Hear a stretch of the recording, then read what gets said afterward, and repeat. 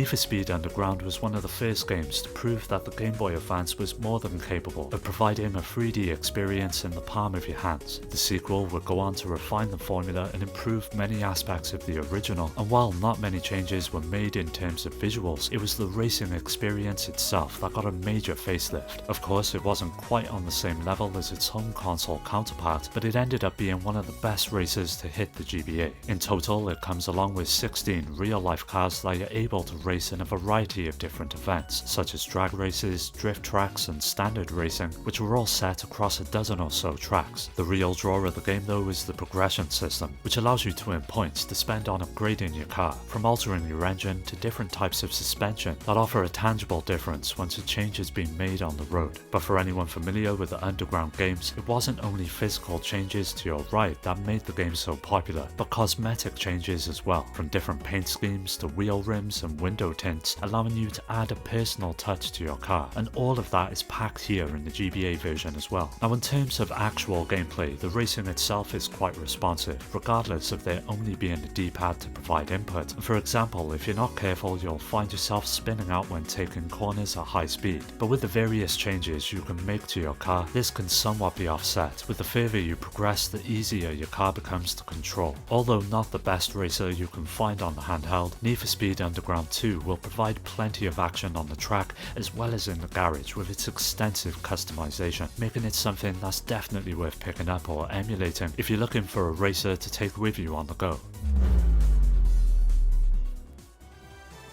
With the popularity of Mario Kart, it made sense that other companies would try their hand at bringing many of their popular characters into a racer of their own, and that's exactly what Konami did with Krazy Racers. To be blunt, it is a complete and total rip-off of Mario Kart, but that's not a bad thing in any way, as it does it so well, with a few noticeable differences that help it become more than just a simple clone. The first being the track design, with each of them being based on the characters included with the game, from Goemon to Grey Fox and Twinbee, with each of the racers possessing their own unique stats that govern their amount of speed, grip and acceleration out on the track. When it comes to the racing itself, it's very much identical to its clear inspiration, right down to the ability to drift around corners and take advantage of various items to use on the other racers. The way they're implemented though is a bit different, and instead of floating boxes, there's two different types of bells to drive into. The red ones will provide you with an offensive item, whereas the blue will grant you a short boost. The items you can acquire range from missiles to mines and shields, as well as drills that create holes for the other drivers to fall into, which add a playful nature to the racing, as well as give you a means to fight back through the ranks should you find yourself being outrun. There's 4 different cups in total, which consist of various tracks to complete, but in order to progress you'll also have to overcome license tests, a lot like Gran Turismo, that help break up the usual racing. For any fan of Konami's games, Krazy Racers is definitely worth checking out, with its healthy amount of content to work through, catchy soundtrack that'll stick in your head for days, as well as hidden characters and courses to unlock. There ends up being quite a lot to enjoy. For fans of rock and roll racing and micro machines, Karnaaj Rally will feel instantly familiar, with it being a top-down racer with a focus on the use of weapons. You've got a few different modes to try out, but the championship is what offers the real bulk of the gameplay, with the events being broken up into seasons, which sees you starting out with a pretty weak car. Each of these seasons consists of a number of races on a variety of different tracks, and as you progress you'll earn money through wins, collecting coins on the track, as well as being able to bet on each race. Getting as much currency as you can is vital to your success on the road, as it can be used to upgrade your engine to increase your speed, gain access to different types of tyres for higher amounts of traction, as well as to fortify your armour to be able to take more hits from other racers. Speaking of weapons, they end up being just as important as the racing itself, and you get to choose and buy from a huge range of options, such as missiles to machine guns and mines that can help you make a comeback if you find yourself falling behind. What really helps Karnaaj Rally succeed though is just how challenging the other races can be. They're not afraid to cut you off or slam you into walls or use their own weapons to stop you dead in your tracks, and at times it can be a bit frustrating, but it's nothing that changing your vehicle setup won't solve. So it's a good idea to try and pad out your wallet early on, as the later races do become far more difficult to win. Even though this is a top-down racer, Karnaaj Rally still manages to push some really nice visuals, with a healthy mix of both 2D and 3D elements that have helped it stand the test of time, whereas Whereas the backdrops for each race are quite flat, the cars and weapons are represented using polygons to help them pop off the screen, but manage to perfectly blend with the detailed tracks. Even though it's pretty slow at the beginning, Karnaaj Rally ends up being one of the better racing games the Game Boy Advance received, so if you can pick it up for a decent price, it's definitely worth adding to your collection.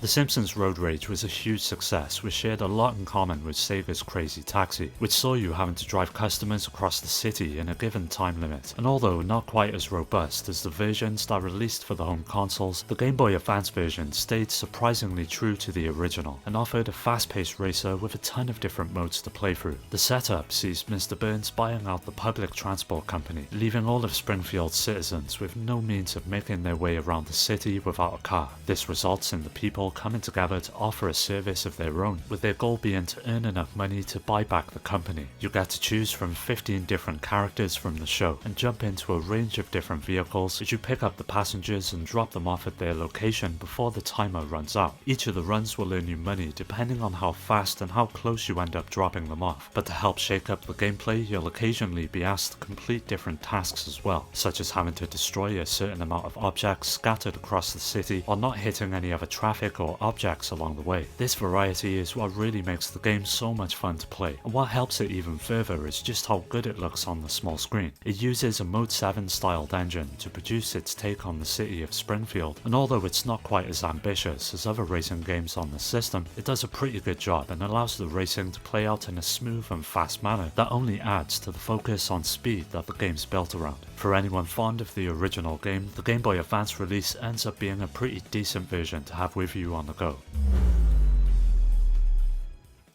Ever since its debut in the arcade, Sega Rally has been amongst some of the most enjoyable rally games to release, and even though the focus on realism is thrown out of the door for a much more accessible approach to the racing, it ends up being quite enjoyable, blasting through each track and corner at breakneck speeds, and the Game Boy Advance version is no exception. The first aspect of the game that stands out has to be its visuals, that for the time were really impressive to see up and running on the small screen. It attempted to offer a fully 3D environment to racing, with each of the real-life cars being represented by sprites drawn in different states to emulate the look and feel of a 3D object. But when compared to other 3D racing games on the GBA, it doesn't quite hit the same mark, but it more than makes up for it in gameplay, which at first can seem a bit weird with the handling of each car being extremely loose, but once you get used to how the drifting works, you'll find yourself sliding around each track in style, with the championship mode offering up the main meat of the experience, but also a time trial mode being included to perfect your times. A really good inclusion though, and especially for fans of the series, is the Sega Rally History and Art Gallery, and by completing the championship various times and receiving coins for doing so, it was possible to spend them on interesting pieces of the series history, from artwork to screenshots and small write-ups, which ended up being a really cool aspect of the game, and provided a means to keep playing once you've made your way through it once. Even though it's not quite as impressive as the other 3D racing games that would appear on the Game Boy Advance, Sega Rally Championship is still a solid racer, and for anyone who's at all fond of the series, you'll be sure to find plenty to enjoy with this handheld take on the franchise. Downforce is a racing game that focuses on a series of drivers and teams from Formula 1 who've decided to leave the sport and go out on their own to create something that isn't held back by rules and regulations. The result is an entirely new sport that focuses on pure speed, and with no official tracks, each of the races take place in a variety of different cities across the globe, with a range of different modes included, from time attack to free race and championship, where you'll have to compete to unlock many of the extra tracks and cars that you can use to race. What Downforce gets so right is the feeling of truly controlling your car, with an applied physics system that can see it slide at the back, and depending on how much force you put on the accelerator, it's all too easy to find yourself entering a spin. This approach goes one step further and plays into the realism of the racing itself, with you having to lift off the throttle as you enter corners and tap the steering and throttle as you exit. It adds a huge amount of precision to the gameplay that was otherwise absent in many of the other racing games on the system, and ends up being one of Downforce's most enjoyable aspects. Upon booting the game up and entering a race though, the visuals also do their utmost to impress, and for a Game Boy Advance game it all looks incredible, especially considering how fast the game runs and the sense of speed that accompanies each race. The animation of each car is something that really stands out as well, making each and every successful turn feel quite satisfying. If there was one negative I could throw at the game though, it would be that it's just over too soon, with not much in terms of unlockables, which is a bit of a shame considering how everything else is executed so well. With that being said, it's definitely still worth playing, so if you're looking for a new racer to add to your GBA collection or just something new to emulate, then Downforce is a solid option.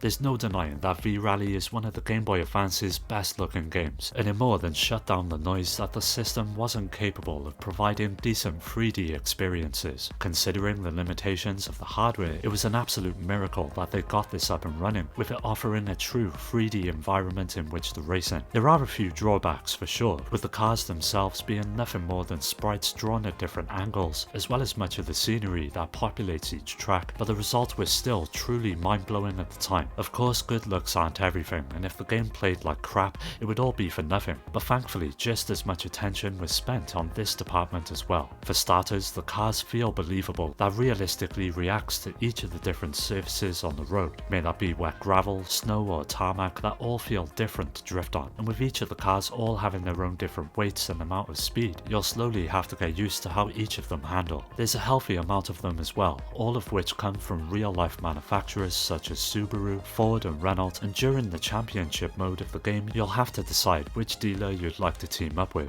Each of the races you have to compete in is split into 5 different stages, and at the beginning of each you'll get a short preview of the track, and then you're able to make any adjustments to your car that you'll think you'll need. As with the sport in real life, your car will no doubt sustain damage over the course of any given race, but after completing 2 stages you'll get the opportunity to make repairs and alter your setup should you find that your selection isn't working out. Ultimately, for any rally fan with a GBA, V-Rally ends up being the definition of a must-have.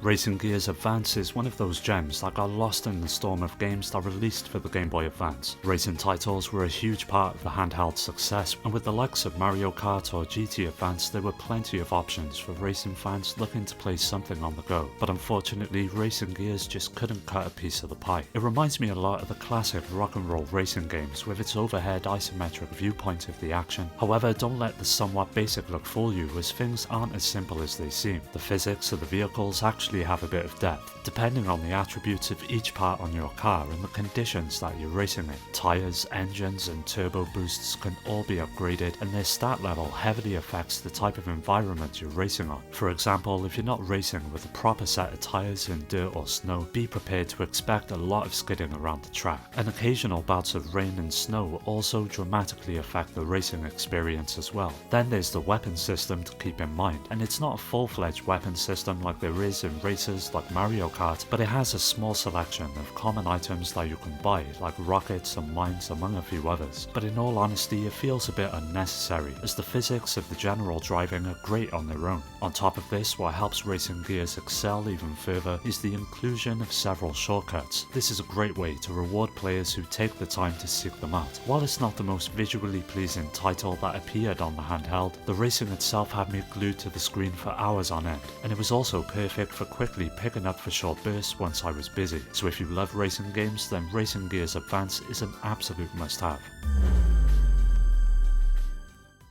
Mario Kart Super Circuit was one of the Game Boy Advance's flagship titles, and brought the popular series to the handheld space for the first time. Like many of Nintendo games on the system, it shared a lot in common with the Super Nintendo versions that had come before, but Super Circuit still managed to throw in a few new ideas to make it feel like something fresh. Developed by Intelligent Systems and released quite early on into the handheld's life, it gave players the opportunity to race as one of several different characters from the Mario series, set across a diverse range of tracks, from the cozy vibes of Shy Guy Beach to the daunting Rainbow Road that all brought their own unique challenges to each race. As with the other games in the series, it wasn't just simply about making your way across the track, as items play a major role and give you the chance of staying in the race should you find yourself in a tough spot. There's mushrooms that give you a slight boost, to shells that can be used as projectiles, as well as stars that grant you brief moments of invincibility. A big change compared to the games that came before it though was how each car handled, and instead of literally being glued to the track, it instead handled a lot more like a rally car, allowing you to drift around corners and overall gave you a lot more control of the vehicle during each race. But what really set this game apart from others is the sheer amount of unlockable content that the game deals out, mainly in the form of extra cups, which bring the old Super Nintendo tracks to life on the Game Boy Advance. In the end, Super Circuit was a great example of what the handheld was capable of, with its pseudo 3D visuals and being able to play with friends whilst only using a single kart. It was easy to see why it would go on to be one of the console's most memorable games, and even to this day it remains just as good to play. When it comes to racing games on the Game Boy Advance, Top Gear Rally is the gold standard, not only in terms of visuals but the gameplay as well, which took the sport of rally to new heights on the console. First up, it manages to look like an early PlayStation game, and takes advantage of the crisp graphics engine that helped bring many 3D games to life on the GBA. Because of this, there's a lot of diversity in terms of each track's design, with plenty of hills, blind corners and huge jumps that see you flying through the air, all adding a sense of intensity. Then there's the actual content of the game, and as you guess, you get to choose from various modes in which to compete. You've got quick race, time trial and championship, which is where you'll get to unlock new stages and cars as you make your way through the different races on each location. Now you've got to race from point A to point B as quickly as you can, and getting used to the different tracks is half of the battle. Luckily, you've got a co-driver who will call out what's around the corner, but with the range of different conditions on the road, from snow to gravel and asphalt, equipping your car with the right setup is just as important. Here you'll get to choose from different tyres and engine types that have a real difference on the road, and naturally as you progress you'll slowly unlock more options that make tackling each race a bit easier and allow you to reach higher speeds and approach each turn with a bit more confidence. With it being the third game to use the graphics engine, it felt like a culmination of everything that was learnt along the way, and rightfully ended up as being the best example of racing that the Game Boy Advance had to offer. Well, that does it for today's video. Keep an eye out for the next one as that'll be coming up soon, so don't forget to subscribe and hit that bell to get notified about new videos. You can also follow me on all of the socials, which are linked below, to stay up to date, and also join my growing community on Discord to meet many like-minded gamers to continue the conversation with. I'd like to give a special shout out to my Patreon supporters: Rhino, Skilljin, Shuden, Richard, Amy, Daniel, Dio, Omar, Strider, Pierre, Carl, Awesome Jacket Dude, Maximus, Scott, Alfred, Terry, Ryan, Alex, GameCube Galaxy, Curse Salaryman, Fake and Paddy J for their continued support that helps make these videos possible. If you're interested in joining my Discord or supporting the channel through Patreon, you'll find all of the links down below. As always, thanks for taking the time to check the video out. I'll catch you next time.